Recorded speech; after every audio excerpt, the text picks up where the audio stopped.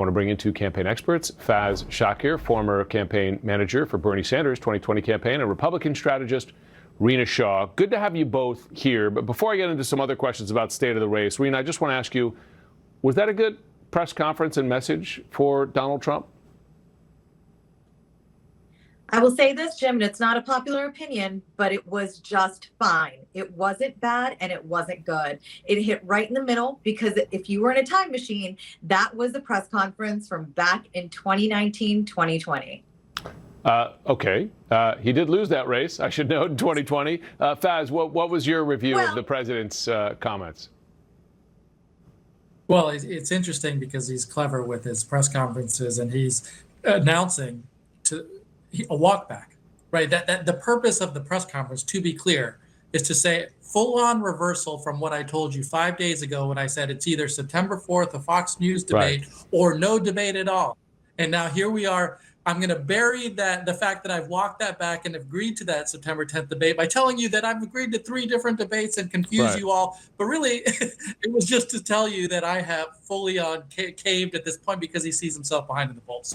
Okay, so let's talk about polls. First to you, Rina. A new poll out today from Marquette shows that, including third-party candidates, Harris is now leading Trump by 6 points outside the margin of error. It's not the first poll to show that shift and Harris with a lead, or at least taking away Biden's being behind Trump. Do you see this as a lasting campaign momentum for Harris?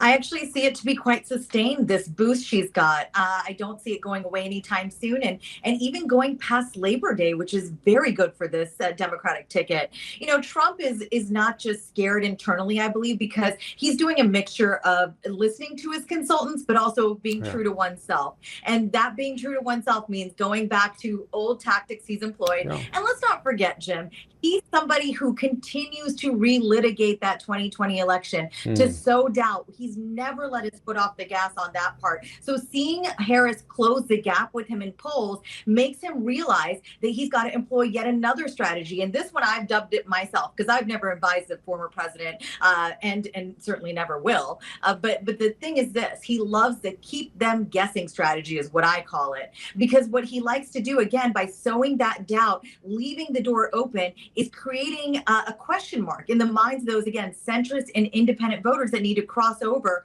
for Harris by saying that the price of bacon is up. Well, okay, it says to those folks, well, if the price of bacon is up, what else is going to be up and stay up? And so, again, I think he feels he wins with this strategy, and he tends to employ it when he sees that the gap is tightening. So, Faz, to that point, and let's quote some more polling here, the same Marquette poll that we mentioned earlier, that showed a jump of 16% for Democrats in terms of enthusiasm. And let's be frank, Democrats were not enthusiastic about the Biden candidacy consistently, as polling showed. Do you see that as a lasting figure? And how do you believe Democrats should respond to Rina's description of Trump's message here, particularly with an economic focus? Well, I would say that Trump, if you watch that press conference, didn't really have a message. And he's still struggling. You can see him struggling through it about he wants to feel aggrieved and wronged that Joe Biden was supposed to be his opponent, but no longer is. And, and then he's got a lot of story regaling on a variety of kinds of things that he doesn't like about Kamala Harris, but there's no clear message about what is the contrast that you want to draw here. And so he's struggling through that one. I think the Democratic enthusiasm is going to maintain. I mean, it's back to where I think we all would have assumed and wanted it to be. So we're back at status quo.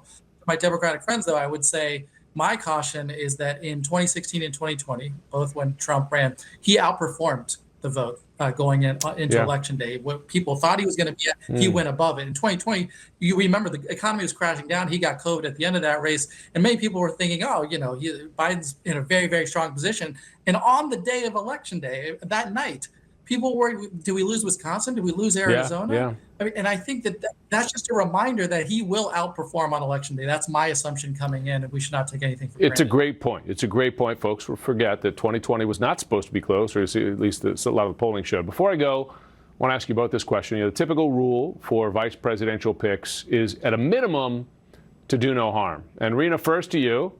Has Vance helped or hurt Trump or done no harm? And same with Waltz. And on Faz, I'll ask you the same question.